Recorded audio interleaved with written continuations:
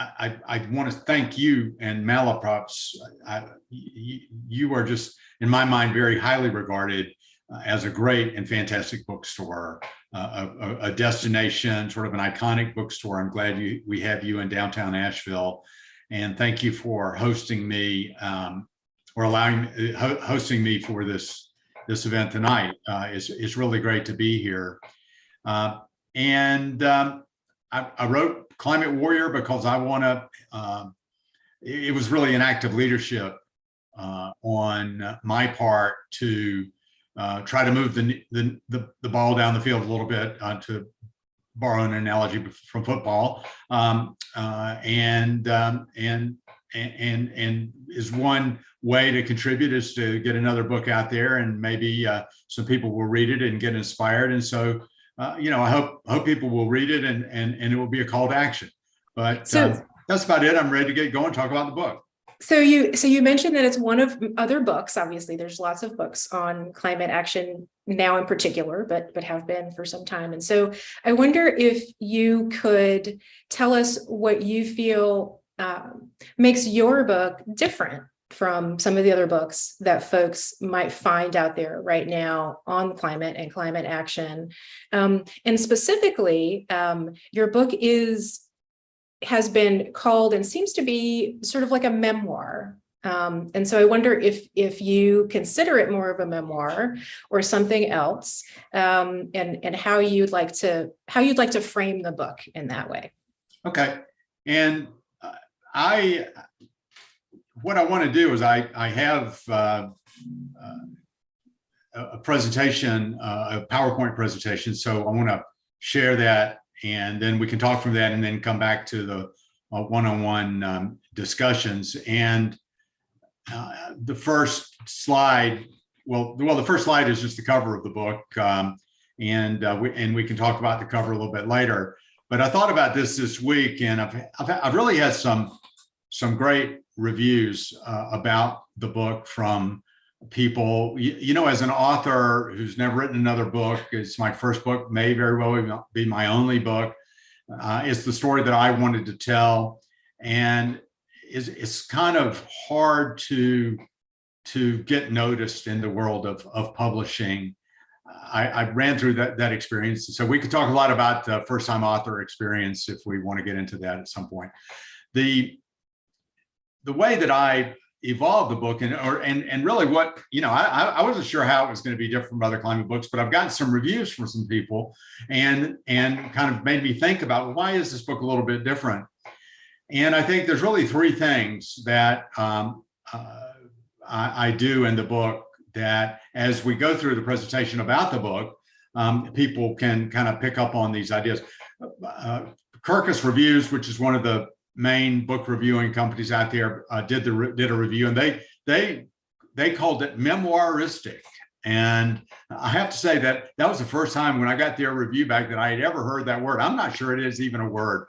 Spell check picks up on it and says it's an error, but that's what Kirkus Review says it was memoiristic. So, and then they said basically that it weaves together the author's personal story, his experiences in trying to make a difference, and his energy expertise. And that was one of the challenges I had in the book, was I wanted to tell my story, but I also wanted to share my vision of the energy future and use some of my expertise in energy modeling and being involved in the energy business for over 20 years of my career.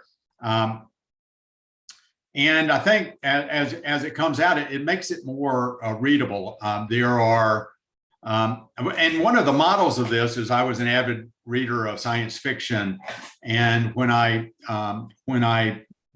read science fiction, what I realized I was learning a lot about it because there was a storyline, but then there'd be a chapter about the science, or there'd be a section about the science, or there'd be a character talking about the science. And so I think at the end, it makes it more readable because there are some sections in here that are a little technical. And I think weaving together it as a story just makes it more readable. For example, I'll give you one example. I have a chapter on what you can do to save energy by your personal actions. So one aspect of being a climate warrior is acting on climate change by addressing your own carbon footprint. But the way I tell the story is that I reflect on the story as a series of homes that I've lived in and the different projects that I undertook to try to make those homes more energy efficient. And so in that way, even that chapter is memoiristic. I think the second thing that really makes a difference, or where the book really is a little different, is that it's in the category of books that's very hopeful. I don't, and it's also in the category of books that focuses way more on how to get there than it is on the doom and gloom of climate science. I'm not a doomist. I'm optimistic. I'm hopeful. I think we have a great future ahead if we just act. And I'm, of course, pessimistic if we don't act. But I think one of the differences in the book, there's a lot less focus on the doom and gloom and climate science. I do have a little bit of climate science, which I'll talk about. And then I hope it's visionary, where I take my story as an example of how I made a difference, and how other people can make a difference, and then how we can all make a difference together to create a different world. And people have said that it's visionary. And so, that's how I kind of think it's different and different. What I want to do now, Stephanie, is just roll through the presentation that I've kind of prepared that describes the book to people, and then open it up to questions. And I think we'll have a lot to talk about. The first part of it is a little bit more about my story, and as a sort of a memoir, I talk a bit about my story, and in chapter 2, which I call an unlikely climate warrior. And in a way, I think I am an unlikely climate warrior because I was a businessman. I was involved in sales and management. I was working in economics. The energy work that I was doing was working for the utility companies. And the main reason that they were investing in climate modeling, or in energy modeling, which is what I did, was that they had to go before the public utility commissions, and they had to face interveners, and they dealt in a public process. And so they needed a modeling approach. And so, but that was my career, and I was working for that side of the business. I then became a financial advisor. So I advised people on their financial future. So, when you look at I did vote Republican in 2000. I voted for Bush against Gore in 2000. I mean, I can't say that was the right choice given what I know now, but it did make a difference because I lived in Georgia. If I'd have lived in Florida, I really would be kicking myself. But I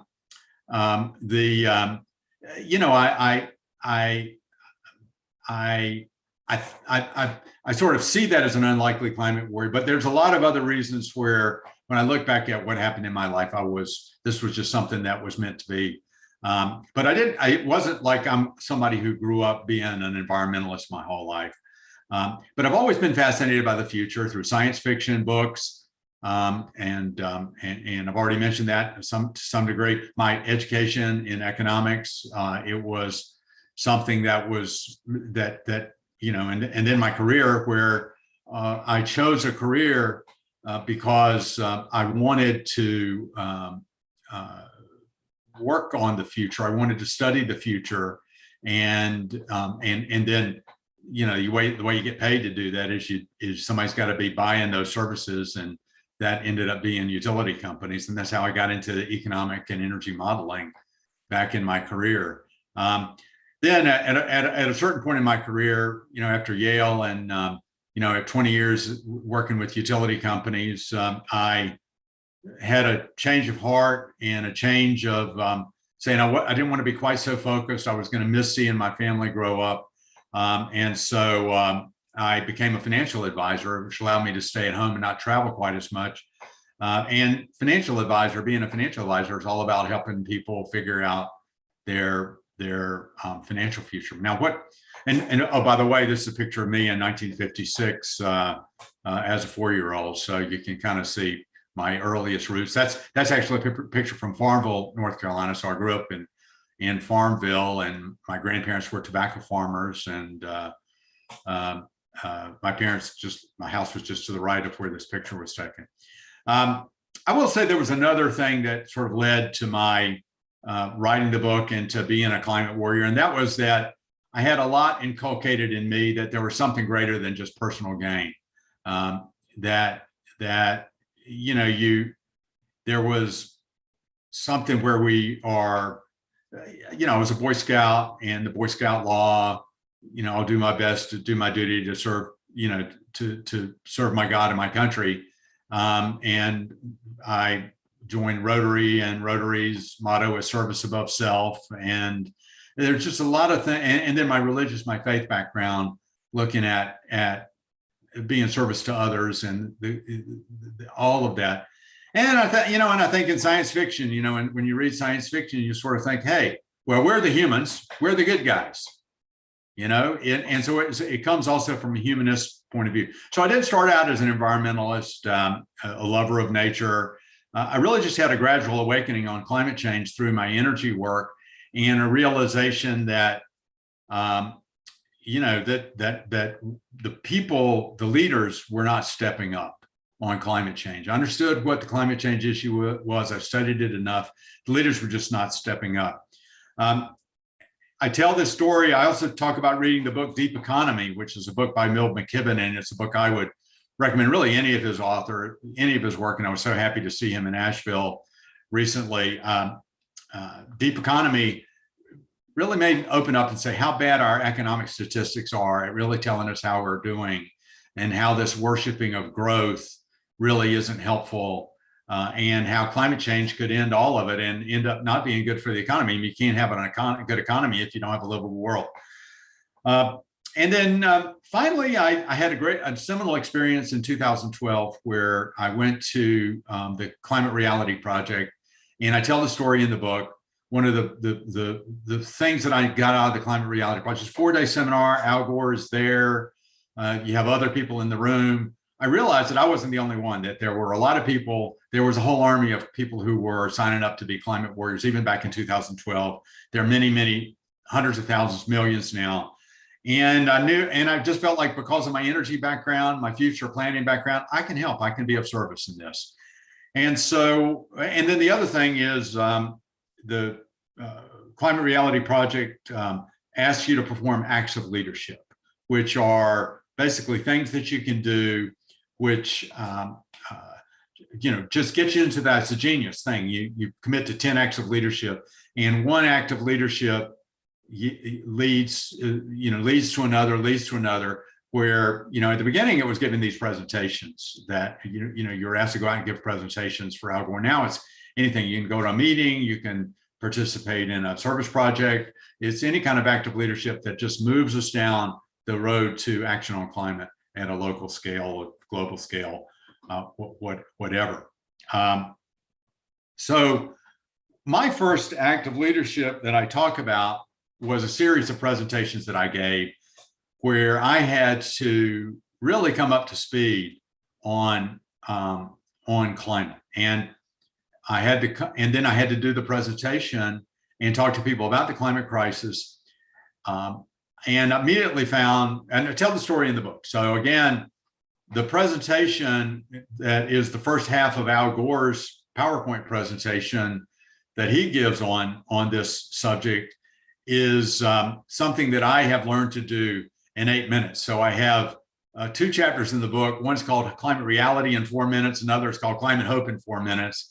And it's just a short written version of that presentation, which is all in first. Climate Reality in 4 minutes is basically all that I talk about the science of climate change, but I put in there my understanding of why we have a problem with climate change.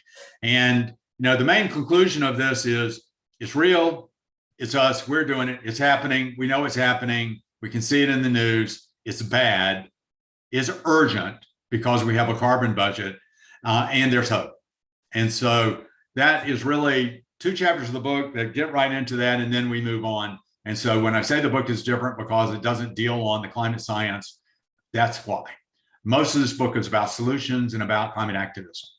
But the basic problem is in this one slide is the sun is warming the earth, and this little band around the earth is the greenhouse. And as we've thickened the greenhouse through carbon dioxide and related greenhouse gases, including water vapor, H2O is a greenhouse gas that is triggered by the carbon content of the atmosphere. And the earth warms. And if we didn't have the greenhouse, we would freeze to death in a minute. And thank goodness we have the greenhouse. But just like all good things, you can have too much of a good thing. And the problem is we're adding to the greenhouse through burning fossil fuels. And that is then creating all kinds of weird and strange weather things, like just we've had this week in St. Louis and Kentucky. We've continued to have, I mean, it's just one after the other after the other. When I first got into it, it was not clear it was really happening. Well, I think by 2012, but certainly when I first found out about it in the late 90s, it wasn't clear that it was happening yet, but it's clearly happening now. And if we don't do what we need to do, we're going to have this other slide. You know, if warming is taking its toll, it'll get worse if we don't act. And you know, we're seeing, I've had this slide for a number of years, and it just gets to be more and more floods, species loss and extinctions, stronger storms, hurricane season's coming up, extreme heat. We've had that this summer. The oceans are getting acidic, causing loss of plankton. The seas are rising, and it could get a lot worse based on the news this week about the Thwaites Glacier. We're having drought and fires. You know, this week we've had that. Water availability, look at Lake Mead, and then instability in migration and human conflict, which can all be a result of climate change. So that's the presentation. I'm not going to spend any more time on that, but just to say that the first part of my climate action was to spend time giving these presentations and becoming more expert on the science and on the solutions. As I got into this, and get into it in the book, there are a lot of other aspects to the story I tell in the book. These bullet points on this slide are chapters in the book. And I talk about how I work through my church to help low-income people save on energy. I already mentioned the individual actions I took, how I blogged. It's called an Advocacy Awareness Action, a blog that I did, which basically created a model where you become aware of what needs to be done. You advocate for yourself and others to do action, and then action, where ultimately nothing happens. You can become aware all you want, and you can advocate all you want, but until there's action, until somebody actually gets out there and does something that saves fossil fuel use, nothing. So that was the model. Helping God's creation, that was work that I've done through my church. And I also talk about my religious background. So it's kind of how I weave the story, because people can act through their church, and through here in Nashville, a lot of people do that. A network of energy savers tells about the creation of Energy Savers Network, which is an ongoing action here in Nashville. We've helped over 850 families save on energy, low-income families. Beyond Coal, to collaboration with Duke, was a story and the Blue Horizons Project, story of how the Blue Horizons Project in Nashville got started. And then finally, I talk about Citizens Climate Lobby, which is a fantastic group, and I really admire what they're doing, and that's lobbying for federal legislation. The two pictures here, actually that's me with the local person, Joe Wamwell, doing a blower door test, which is a standard thing that Energy Savers Network now does. And then here with a group of volunteers, we're building interior storm windows, which is an offering of Energy Savers Network. And I talk about the first client we did and just some of my personal experiences within that. So a lot of this story is about my climate warrior career, and it's told, you know, as sort of an analogy for what people might think of, well, what could they do in their life? And it's only in a minimum people can come out and volunteer for Energy Savers Network, and hopefully Steffi is on here. I also talk about energy policy, and I talk about and this actually comes early in the book. Begin with the End in Mind is actually a chapter heading from Stephen Covey's The 7 Habits of Highly Effective People, another great book that I'm sure you can get at Malaprop's. The idea of visualizing the future, visioning the future. And the reason, I spend a whole chapter on this. It's actually 2 aspects. The first part of that chapter, Begin with the End in Mind, talks about books about the future that I've read that are seminal for me in thinking about the future, including Mark Jacobson's work on 100% renewable energy, and Kim Stanley Robinson on Ministry for the Future, another book, science fiction book that he's read, and of course Asimov's Foundation, which is a great old series and kind of got me started. But when I look at what the future and what I want people to visualize is a world free of fossil fuels and the pollution that causes, that we can achieve a better economy that uses less energy at lower cost. So we spend less on energy if we do this. And at times we can have extraordinarily cheap electricity because of the way we have to build out the energy system. And I go into a great deal of why one of the solutions is going to be that we're going to have wind and solar energy producing power at times when it's just available for free if we can figure out the economic model to use it for free. Better health. I mean, the healthcare outcomes of reducing the pollution from the production of fossil fuels is really substantial and justifies the whole energy transition itself.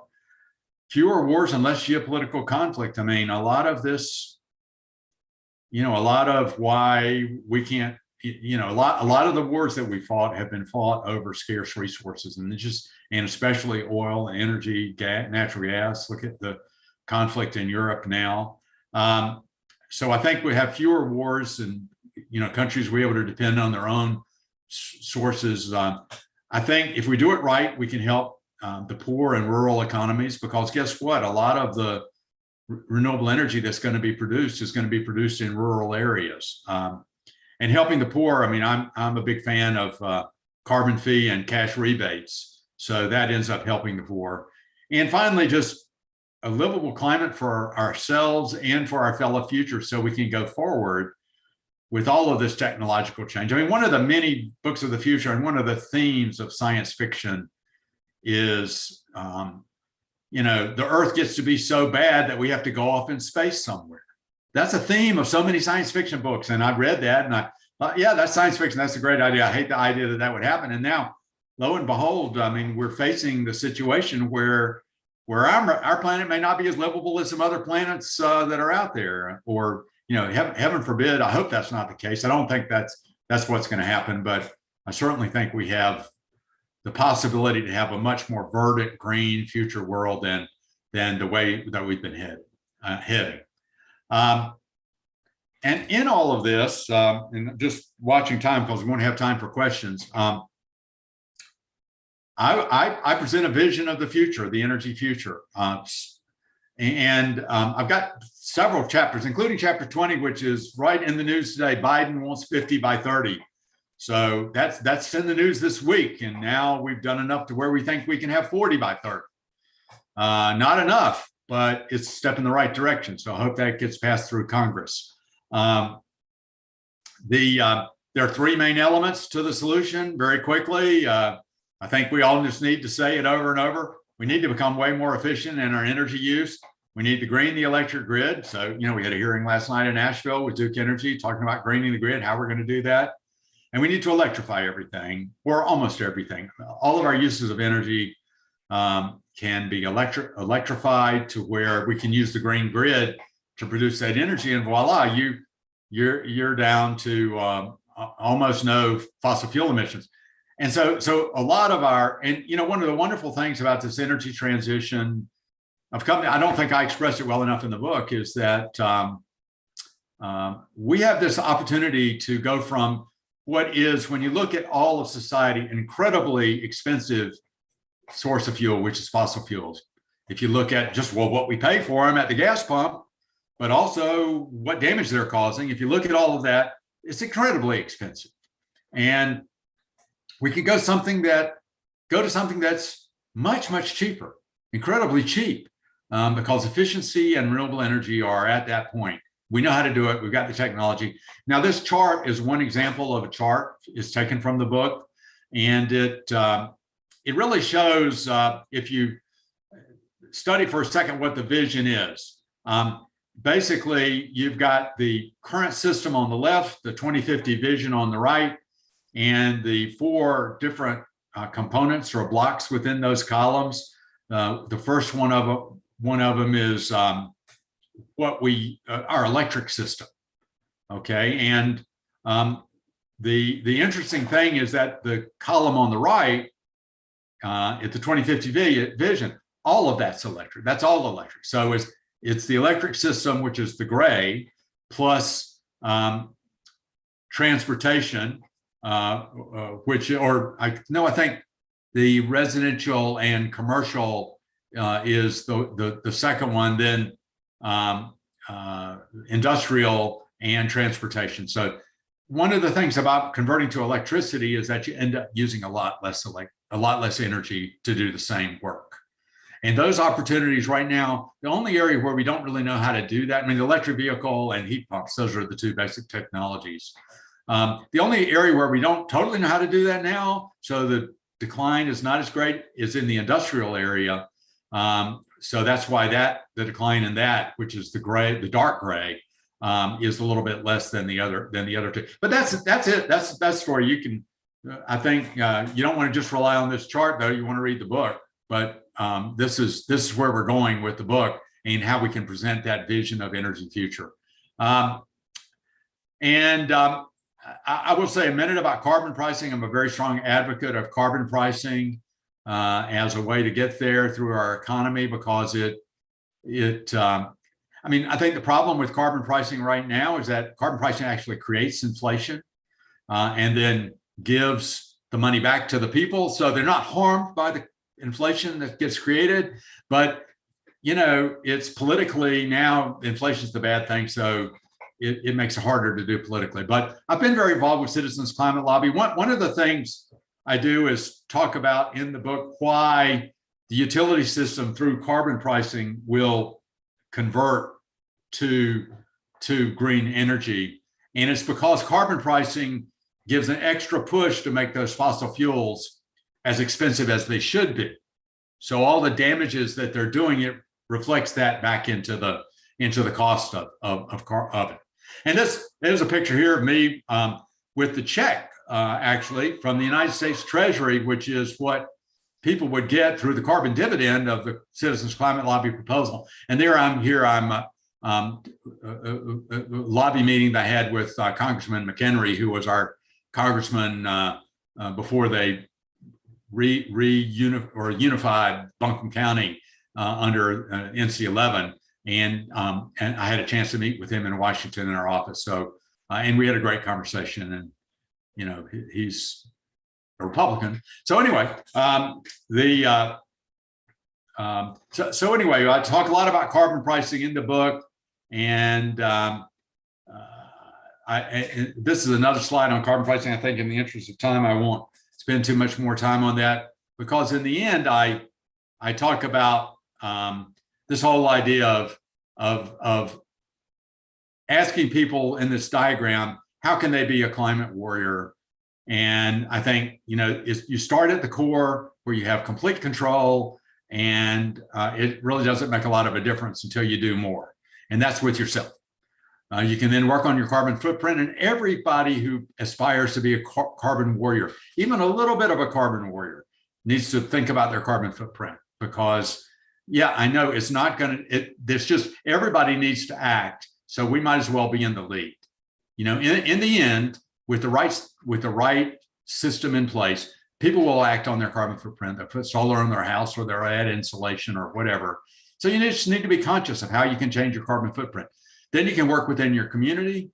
Asheville has taken a great lead with our commitment to 100% renewable energy of Buncombe County. And I hope, and other people are doing that. And so there's an avenue for action, or you can volunteer for groups like Energy Savers. And finally, state, nation, and global, there's a lot that can be done in terms of activism. I'm going to stop sharing now and go to, I know, Stephanie, you've got some questions. How are we doing on time? 6:35. Okay, well, I guess that leaves us enough time to get into a few questions. It does. Yeah. Thank you. Thank you for giving us a taste of what's in the book and some good places to start. And I imagine more questions will be generated for folks, even after we're done this evening. The answer to all of them is read the book. Exactly. So you can pick up the book and get the answers to those other questions. And I'm going to jump right in with an audience question. You actually mentioned Duke Energy and a meeting that happened last night. And Charles is asking if you would tell us what you think of Duke Energy's carbon plan, which he puts in quotes. Well, I will be Duke Energy as a former client. I will say I am through a little inheritance I got from my mom, a stockholder. I will be kind to Duke and say that, you know what, it really does represent tremendous progress because it's the first plan that they've ever presented, which somehow or another gets them to 100% carbon free by 2050. Okay. Now it's not fast enough. Okay. That's the problem with the law. Okay. The law, I mean, really to be carbon neutral to do 50 by 30, the Biden goal of 50% by 30, we need to have the utility sector, because it's the easiest to electrify. We need to have the utility sector at about 95% by 2030. And I talk about that in the group. So it doesn't go far enough because the law didn't go, the Duke wasn't forced to go far enough. And that would have been that, Duke makes a good point. It's hard to do this because it's not like anything they've ever done before. I get it. But no, the Duke plan has some serious problems. And I would encourage people, I was really heartened to read I'm an intervener and I've written testimony. So you can actually go out and look at my 17 pages. And I've gotten some good feedback on that too. But the Duke carbon plan doesn't go far enough. It doesn't add enough solar fast enough because they fudged the numbers and made the models not pick the right answer. The right answer would be even more solar than the people at North Carolina Sustainable Energy Association and the Sierra Club have actually come up with a very good carbon plan as a counterpoint to Duke's, a very good one. And it's, they do some things that Duke didn't do, including not artificially constraining how much solar, and there's some other things. I could probably spend the next 25 minutes talking about that, but I think, it's like I said, it's progress, and it's just, it's going to, and I do think the commission, one thing I do believe we should ask the commission to do is to tell Duke to go ahead and get started on some of it, because there's something we all believe in. They need to add that we all think is good. They need to get ready for more solar. Okay. They need to get ready for wind. They need to start work on offshore wind. There's no reason to wait until the commission gets around, because there is so much evidence. There are so many problems with the plan and the numbers. It's just going to get tied up. And maybe that's somebody's strategy, is to tie this up. But, just to adjudicate everything that's in the plan and that's bad with the plan, it's going to take a long time. Mm-hmm. And so go ahead and get started. That would be my response. Yeah, like so much, it's a matter of will and money, or perceived, and hopefully this thing that just passed Congress, or that, no, it didn't pass Congress. I'm going to put my fingers up and hope it passed Congress, but that supposedly the breakthrough climate deal with Joe Manchin on board, that's supposed to get us to 40% by 2030, not 50, which is, I think, where we need to be. But there are a lot of good things in there. Duke's plan needs to be updated to include that as well, because that plan will provide funding and other opportunities for Duke to move in the right direction. And of course, nobody knew that was going to happen. So nobody who's written testimony so far has told Duke they need to do that. Duke needs to update the plan for the latest natural gas increases in price. So, and the industry, isn't going to make things harder for itself without pressure from people in the government acting on behalf of the people, right? Well, So I think the pressure will make them do things faster. They're not going to do something. they I need the think pressure. the industry probably on its own would move in this direction because the economics just, well, I don't know. They might just Certainly not as quickly though. You know, they need the pressure. I mean, you know, Duke's carbon plan called for all this nuclear, and you know, I think that's really, Duke has a history of being one of the premier best operators of nuclear plants in the country. So I think they want to be, and wind energy is harder here than it is in the Midwest. So you need something that is countervailing to the solar that you want to add, that gives you something. Wind does that, but nuclear does it as well. And so, you know, I think Duke just has a thing about nuclear, and you know, it's up to the commission and us to say, okay, Duke, you go off and do the thing you really want to do, or up to us to say, no, Duke, I know you want to do that, but that's not what we want you to do. Mm-hmm. And we don't know yet. I mean, you know, I don't think they ought to get started on nuclear like right away, on new nuclear. I mean, that they've all got all this. We get 50% of our electricity or so from nuclear Duke now. Yeah, it's nuclear. So yeah, that's not going to go away soon. Thank you for that. So it's yeah, better than nothing for sure, right? I think is the bottom line. Right. But more can be done, and they can hopefully they'll get pressure to do more faster. So we have another question about whether or not there's a climate reality chapter in Asheville or Western North Carolina. Yeah, you know, there is one in Charlotte, and there is not one in Asheville. We tried to start one. I think Asheville has just got so much climate stuff going on already. I mean, you know, you've got the collider and the data center, the NOAA, and you've got all this other action that climate reality as a chapter. But I mean, there are a lot of people who've done climate reality who are in Asheville. And if there was somebody with a lot of energy to form a climate reality chapter, I would be happy to support. But with all the other things I was doing after the 2019 training where I was a mentor, and then after I was a mentor in 2021, it's just getting the energy around the chapter and somebody to really figure out what the chapter was going to do. We don't have one that's active today.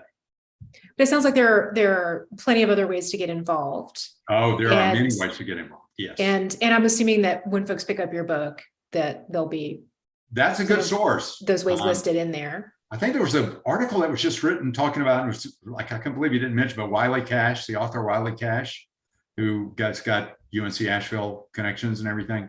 He wrote an article just recently about various aspects of climate action, talking about that didn't include a lot of things I would have included. So, you know, you might go look for his article to read some of the other stuff that I didn't include. He didn't include what I was getting ready to send him a copy of the book.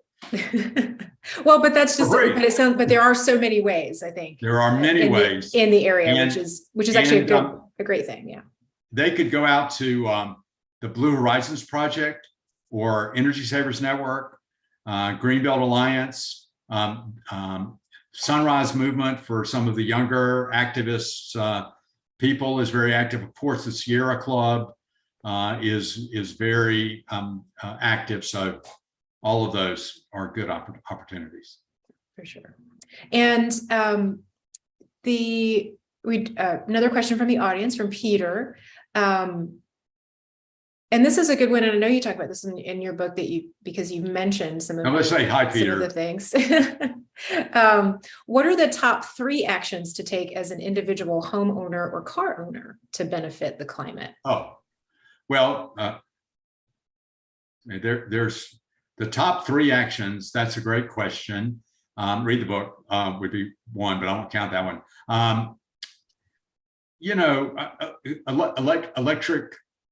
electrification, and electrification, green the grid, and efficiency. So, okay, let's pick one from each. Okay, you can green the grid by getting solar for your house.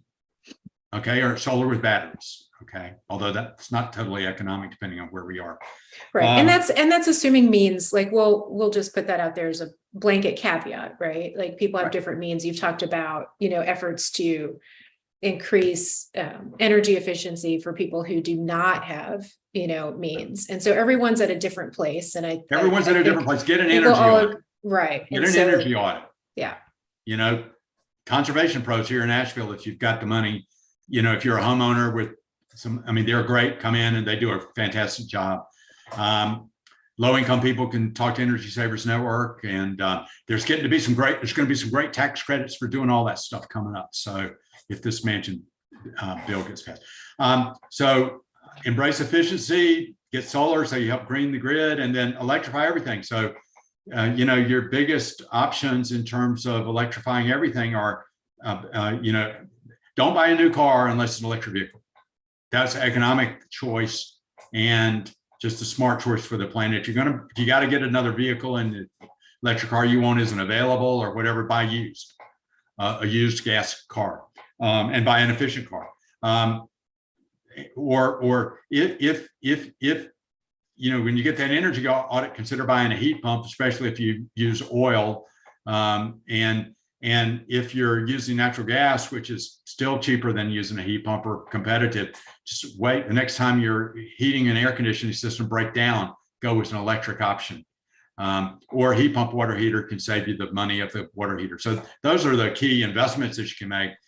And there are a lot of other things, You go out to Energy Savers Network, go out to energysaversnetwork.org and look at their tips for homeowners. Great. Yeah. Handy. So handy list is always handy in your book, and other things like just, insulation, making sure that you have good insulation in your home. All of that. Some of the basic stuff that Jimmy Carter talked about in the 70s, like sealing up cracks around your windows and keeping the thermostat, it still works. And there's still stuff. People with leaks, and there's some leaks that you don't know about that are hidden that an energy audit with a blower door test would discover. If you live in an older house, newer homes are supposed to solve that problem, but they don't. They don't always solve that problem. Right. So get an energy audit. Right.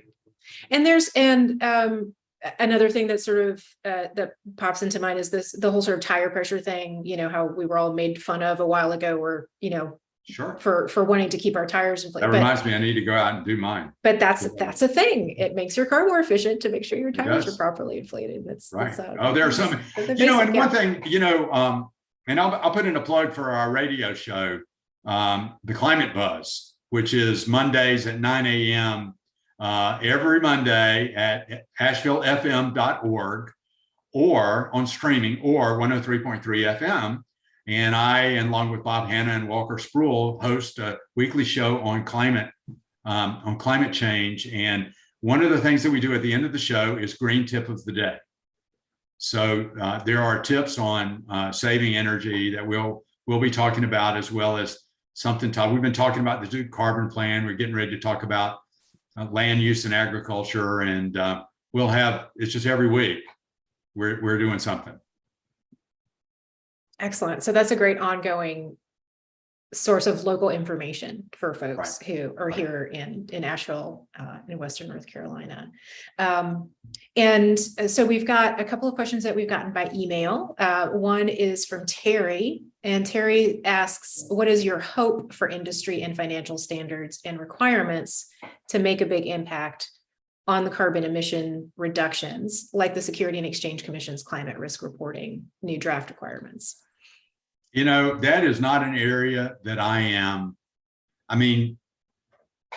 think these are good steps to force companies towards a better situation. My real hope, my real preference would be to finish up and do all this carbon bill and then do carbon pricing. And honestly, if we did carbon pricing, I don't think we would even need to worry about climate reporting standards, because carbon pricing, and maybe I'm not right, there may be some things, but it would lessen the need for a large scope in trying to, because the problem is everybody's trying to get around the fact that the cost of carbon is not in the prices that we pay. And there's so much bureaucracy and red tape that goes with that. If it's just price carbon, wouldn't have to worry about that. It would be a lot simpler world that we would live in. and less regulation, not more regulation.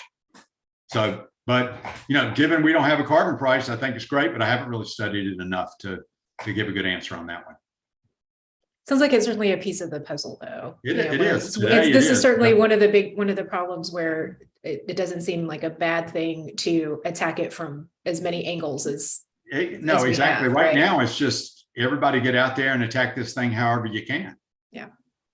Another email question is from Don. How can we convince people to act immediately? So, and Don includes a comment, and I'm not laughing at the question, Don. It's just, we're with you on the sort of like, right. So there's a common belief that we can wait. We just have to get to zero by 2050. And Don saying that we can't wait. And that the Duke Carbon Plan in particular is based on the erroneous belief that zero by 2050 should be considered success. But what we need is a 25% reduction by 2025. So I think you already sort of covered the idea that the utility sector urgent. Should be at 95%. Right. I mean, like now. Yeah. And then other sectors will need to follow. But one of the things I run through the numbers in the book, that we need to be adding wind and solar at a certain rate in order, if you electrify everything, and you remember back to that graph, that the demand for energy, for electricity, needs to double. We're gonna have twice as much need for electricity. If we're gonna do that all with solar and wind, we need to get cranking on it. We need to be building 4 to 5 times as much per year, every year, than we installed in 2020. 4 to 5 times as much every year. We're not there. We can't grow at 50. We need to just ramp it up, and then, and that'll never happen. We won't just instantaneously ramp it up, but we need to ramp it up way faster than Duke is contemplating ramping up, than than Biden's plan is contemplating ramping it up. I think, so anyway, yeah, we're just not moving fast enough. And so I agree with that. The whole idea, one of the things I talk about in the book is the idea of a carbon budget. And the IPCC report, we had a segment on this on the radio show. The IPCC report came out and said, just recently, we've got basically, if we keep using our carbon, and we want to stay within the 1.5 degrees, which is getting to be really tough. But if we want to stay within 1.5 degrees, we've basically got 8 years left or 10 years left at the current rate of carbon emissions before we've run through the budget. If we don't, we need to slow down now to make room for the fact that we cannot do everything all at once later. We can't just keep doing things like we're doing in cold turkey. I mean, industries have to ramp up, and people's objections need to be objections need to be satisfied. We got a lot of people that are going to object to anything that happens because they don't understand it. And if somebody needs to build a transmission line, well, we're going to need to figure out how to get beyond the people who don't want that in their view, or windmills. We've got great wind opportunity. People won't even talk about putting wind in Western North Carolina. It is like something that is like, you can't say that, you can't talk about it. It's against the law. It is against the law to put wind in Western North Carolina. But I've been to Europe. I was in Costa Rica. I see these windmills, and they're in mountains, and they're not ugly in my view, but we won't talk about it here. And I think, so we need to kind of change our perspective on some of that. Maybe windmills in North Carolina is not the thing we need to do, but. Well, and it's interesting because you do hear a lot of those objections, and I've always found that the aesthetic argument to be particularly interesting when, of course, we're still carving out mountains for roads as we speak, right? To widen highways, right? So, well, if you don't have roads, then you can't see the view. Right. So roads to see the view, and for the cars to drive on that are still mostly burning fossil fuels, but we won't shift to the idea that maybe adding some windmills will keep everything that we love to look at actually healthy and green, in the long term. So it's, there's always, it's not to say that there might not be a trade-off, but yeah, thinking a little bit more long-term about that. These And are great questions. So yeah, they are. Yeah, your audience is really engaged. You've talked a lot about electrifying everything, and I just want to go back to basics for a moment about what that means, because we're looking at, and you may not know this offhand. This is not a test, and I don't know offhand, but about what percentage we're talking about of people who are really people in industries. And we'll just talk about sort of where we are, even though I know globally the numbers are actually quite different, right? Of people in industries who are burning carbon emitting things for fuel for some reason, whether it be for heat or cooking or creating energy for the grid, and what the gap is between shifting from burning things to electrifying everything and then being able to supply that electricity without burning things. okay, so we actually go through the numbers in the book of this, how much it is, and it was in that slide that I showed before. Yeah, and I saw the percentages, but I was just curious about, I saw like sort of I just wasn't able to tell from the slide, what the especially in terms of there like are some what people are doing for heat and that sort of thing. Yeah. There's the key thing in commercial sector and industry is that there are a lot of things that we know how to do with electricity. And as we move to a more circular economy, some of those industries are naturally, one of the big revolutions that has occurred in the past is the invention of the electric arc furnace in the steel industry. But the feedstock for electric arc furnace is scrap metal. And it is now, and that's how, when you recycle, then scrap metal is the feedstock. And I know one person has said, well, once we get rid of gas, we can dig up all the gas infrastructure and convert that to steel using electric arc furnaces. But the problem is most of our steel still comes from these regular furnaces that use they have to have very, very high temperatures. And I think the big challenge in industry is the very, very high temperatures that you need to come up with to where electricity can create those, but you gain no efficiency. Okay. Whereas with heating a home, electricity can heat a home, but you gain a lot of efficiency because heat pumps work. Now, there's a lot of research in this is what, but the industry more and more is getting to be done in sort of mid-level heating, where in industry like 500-600 degree kind of thing, where that's possible with a heat pump. Okay, but when you get up to 2,000 or 3,000 or 4,000 degrees, you really are just looking at pure resistance heat, which gives you no efficiency gain, or you're looking at using fossil fuels, or you're looking at biofuels or some other. You could do it with hydrogen, for example, but hydrogen is. So there's a lot of research. That's why the commercial sector and the transportation sector, why they need to move faster, because we've still got industry that's going to have a hard time making these changes.